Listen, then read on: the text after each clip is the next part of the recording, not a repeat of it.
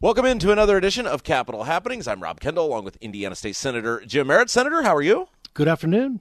Well, we're halfway home. We are. You've made it halfway. We are, and we're on Saturday mornings, too. That's so right. I should say good morning. Yes, that's right. So all the places you can hear us, of course, you can find us on YouTube if you like to watch. We're also on SoundCloud and iTunes. Either way, to find those, just search Central Indiana Today. That's Central Indiana Today. You'll find the show labeled there. And, of course, we can be heard on our home station, 98.9 WYRZ, Saturday mornings at 8:30 in the podcast. We are everywhere. We're everywhere, and that's the goal. Well, You're everywhere. Well, we are. We were wondering, because you're working on a backdrop for us, right, for the We YouTube? are. So we look a little more professional. Yeah. We will get that. Andy and I were speculating that it might be a giant picture of you. I see enough of me. Yeah. But in all seriousness, take us through what it means to hit the halfway point. I know it's a huge sigh of relief for both sides of the government. Well, it is. It's been very busy.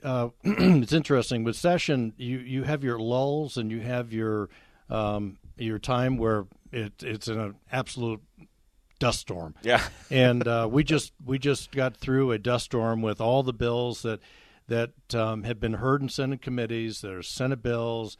They're voted on the floor on second and third reading, and we're finished with that. And it's kind of interesting. I want to share some statistics just to kind of demonstrate what goes on in the Senate. We have the number of bills that were introduced in the Senate this year was 572. Wow. So that's 572 pieces of law that came before you guys. Ideas, yep. And number of bills passed by the Senate, 201. So there's 201 bills still alive. Exactly. And then the number of bills passed with unanimous support, it's 100.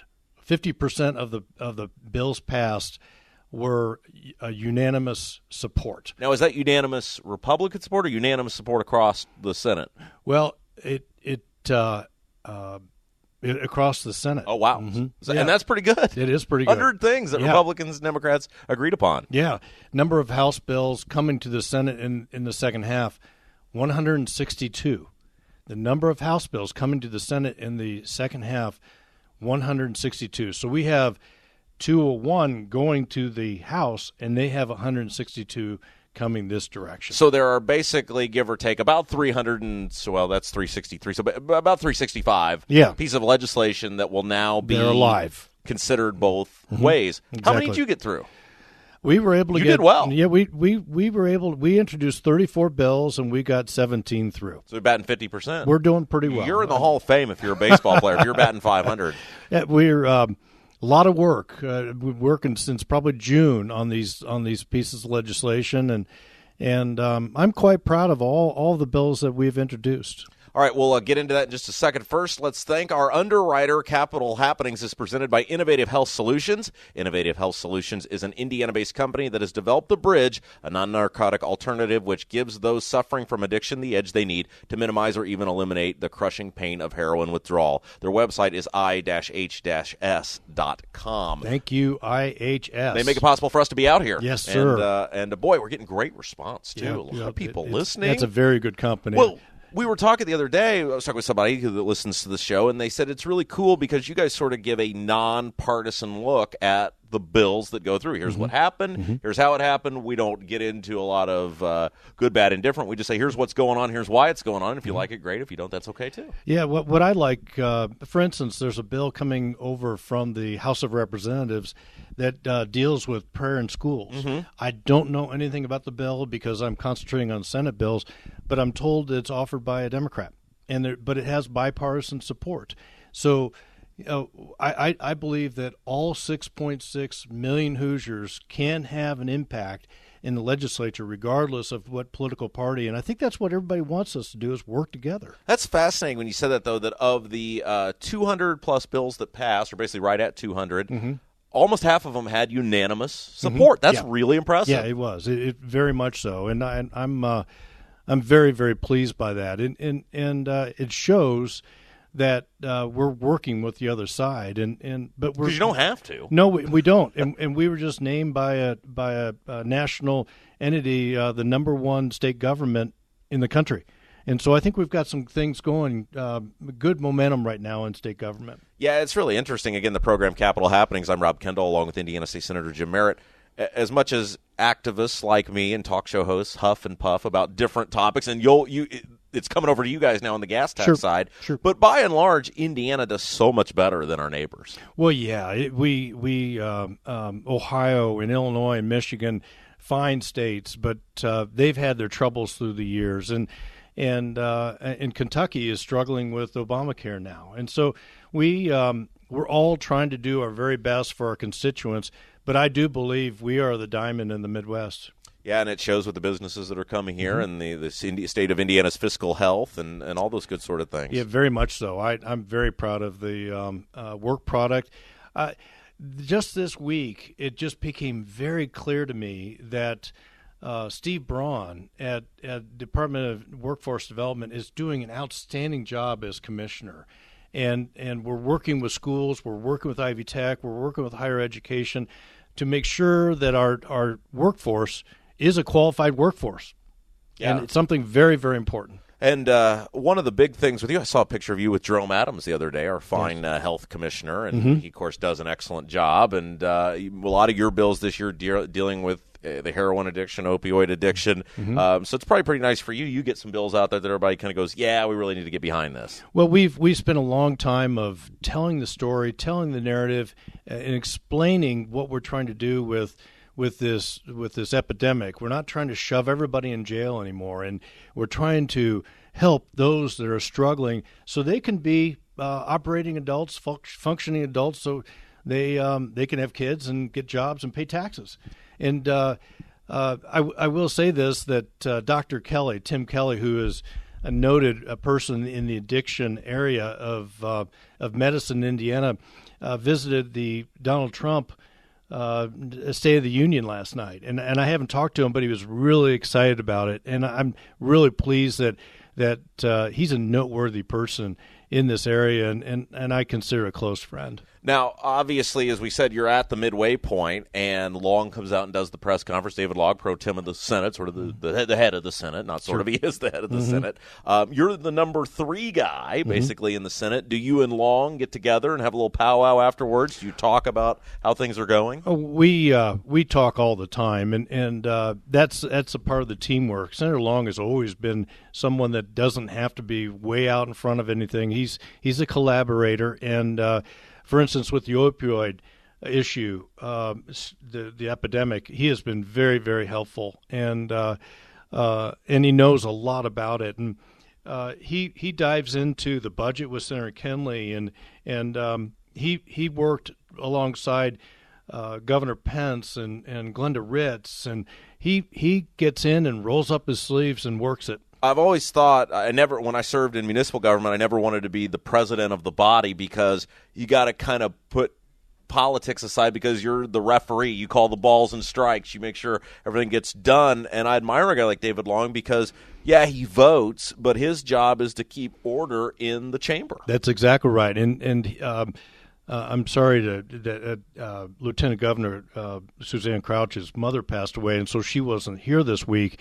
And Senator Long was in the saddle, so to speak, and presiding, and spent a lot of time, and we know what hard jobs are, and maybe not standing up for 6 or 7 hours straight is difficult, but it was relatively grueling. I did it 4 hours at a basketball game last night. It's not easy, much less having people's lives in your hands. Yeah, you know? But he's a manager. He has to be administrator. He has to make sure the trains run on time, and he can't get caught up in one issue or the other. He has to make sure they're all going the same direction and that everybody's communicating with everybody. And it is hard. I will tell you, if you have not served in any sort of level of government, it is very difficult to be the president or the presiding member of a body, because it's like herding cats. And, You know, he's got 40 other members in this room that we broadcast from, that have individual ideas, and he has done a very good job of listening. Yeah, and that's what good leaders do.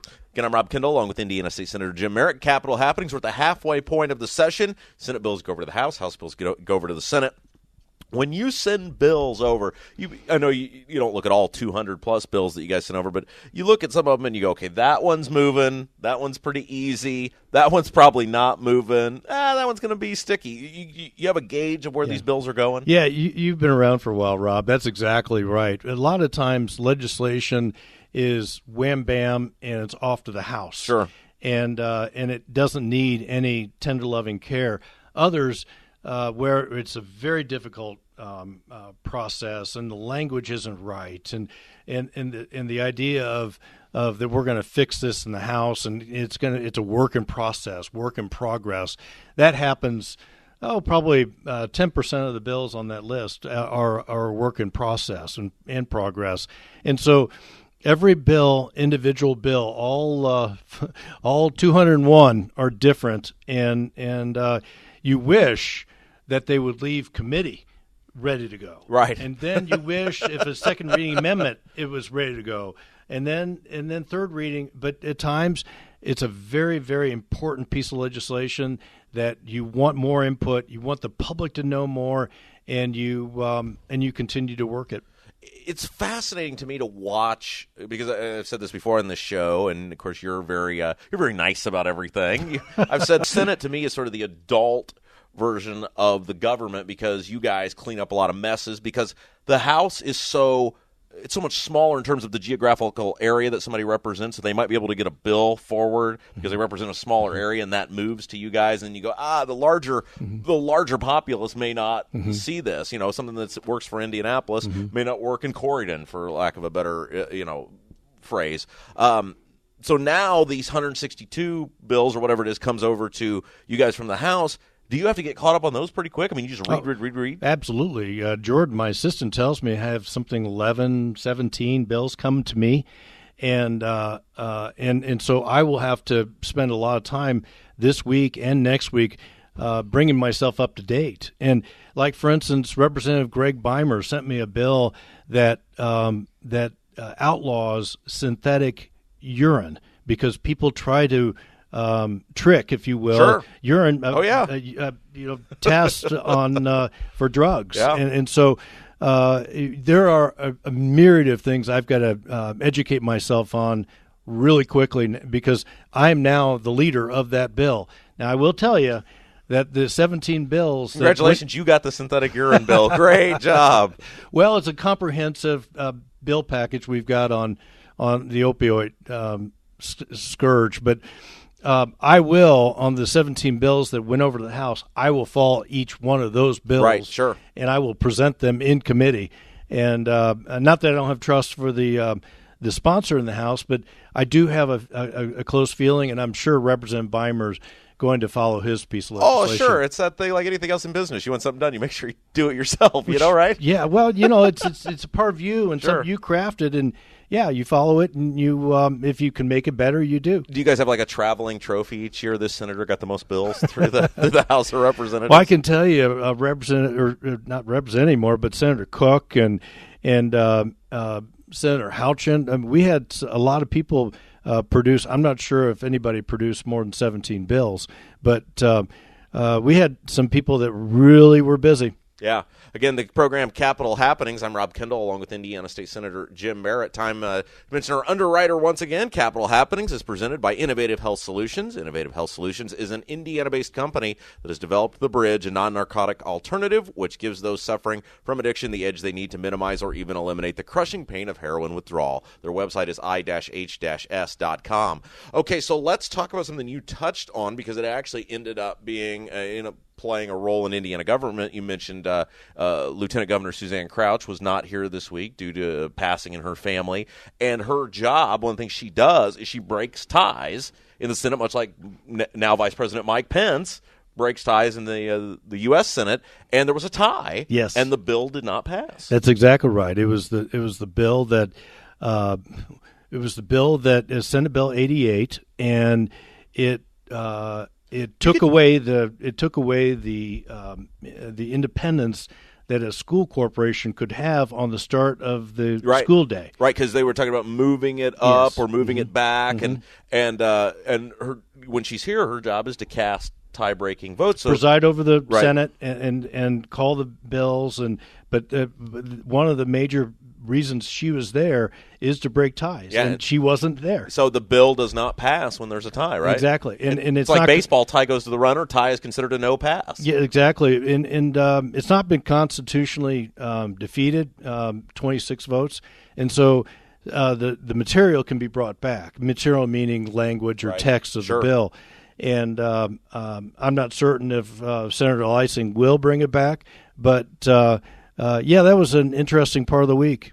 Yeah, and that's one of the things we do on this show. One of our goals is to take you behind the scenes, try to educate people on how things happen Right. and why well, they happen. Well, I'll give you another example. We had a bill that I chair the Utilities Committee in the Senate, and we were all ready for 4 or 5 or 6 hour committee hearing on one bill, and we had 2 people faint and a fire alarm. Gosh.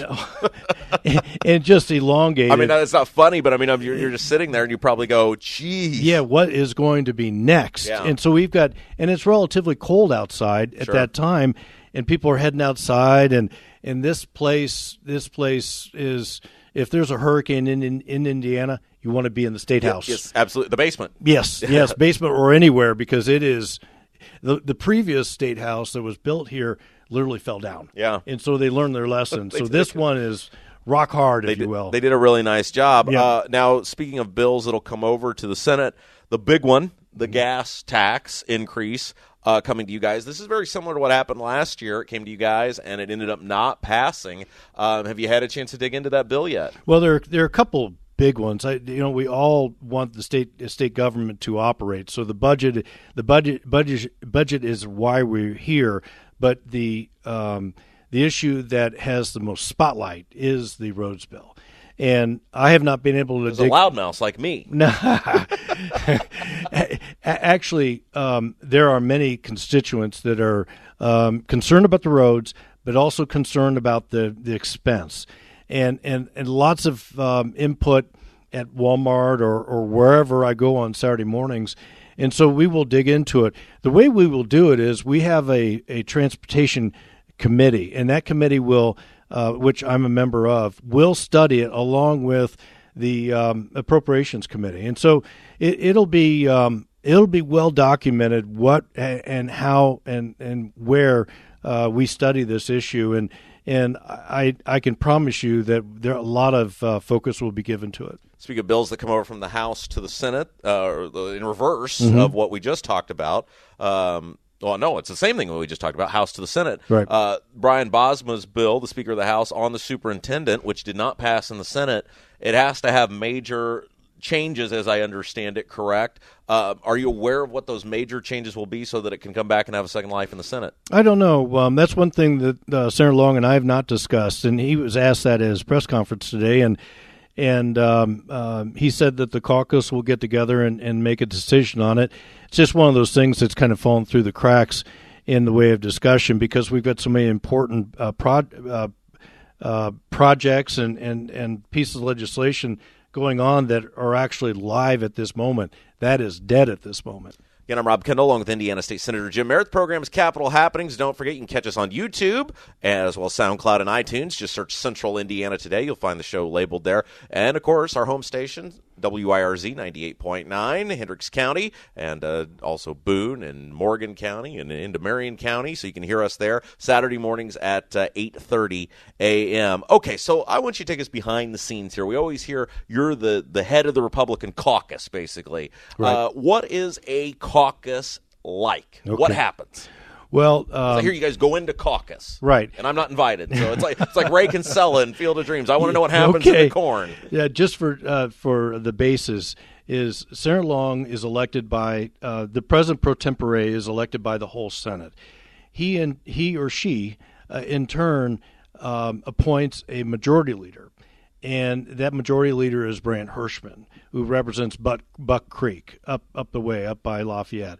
And so they sit in the front of the Senate chamber itself. Preferred seating. Yes, and both parties, Republican and Democrat, 9 Democrats, 41 Republicans, they elect their leader. I am elected by the Republicans, and so I am caucus chairman. We'll come into this room, and sometime we'll pan around the room when we're videotaping, and we'll talk about issues. And it's a very professional, very dignified. It's just a very quiet meeting, and sometimes they're as short as 10 minutes, and sometimes they're 10 hours. And I can tell you, in the early '90s, when we had special sessions every budget session for the first 2 or 3.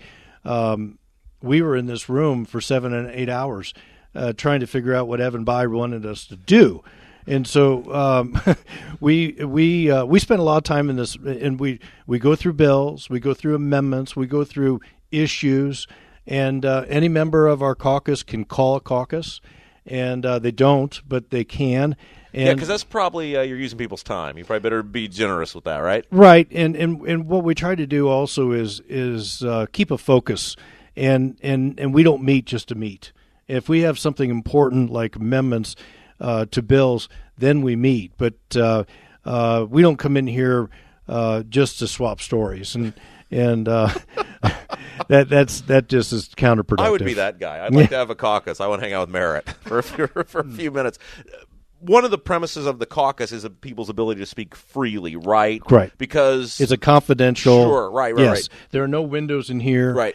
And it's a confidential conversation, and we expect people to keep it zipped. Yeah, and it happens on both sides of the aisle. The Democrats, the few that are left, do that in theirs too. Right. And so it's not something that just applies Republicans. It's a bipartisan thing. No, and in the House side, there is no caucus room for Republicans or Democrats, and so we're quite fortunate that's actually here, that we can utilize a room that can put 41 people in it, along with 10 or 15 staffers. Yeah, y'all are running out of space in here. Yeah.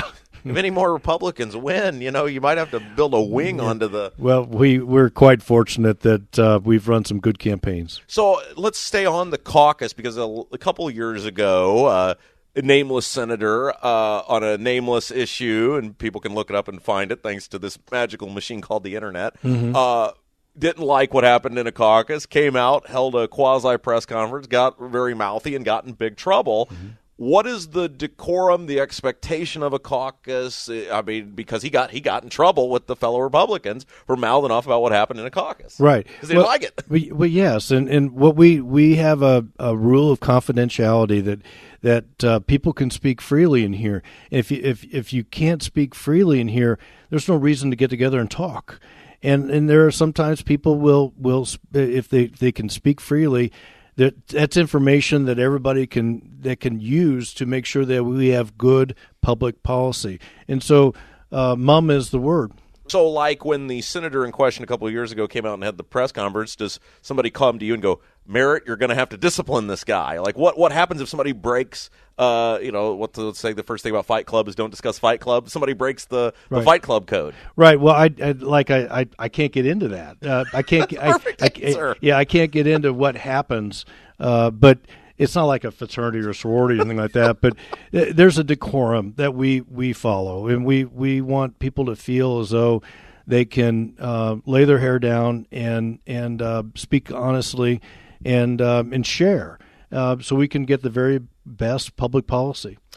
Walk me through something that I've always been interested about, which is you guys do not meet on Fridays. No, we do not. What's the thinking behind that? Well, when I started in 1991, we met on Fridays, and so we were in session 5 days a week, and we also have committee hearings. Now we're on Monday, Tuesdays, and Thursdays, and we have committee hearings in the morning, and then and we're on the chamber floor in the afternoon.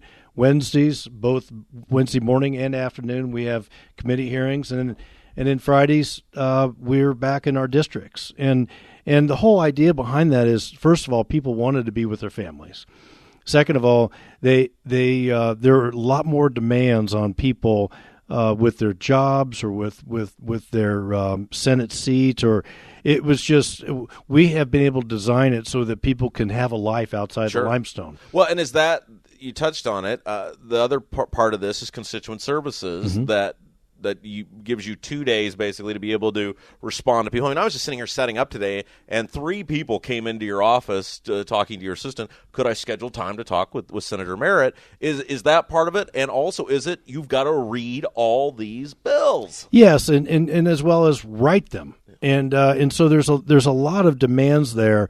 And I don't know how we did it 26 years ago.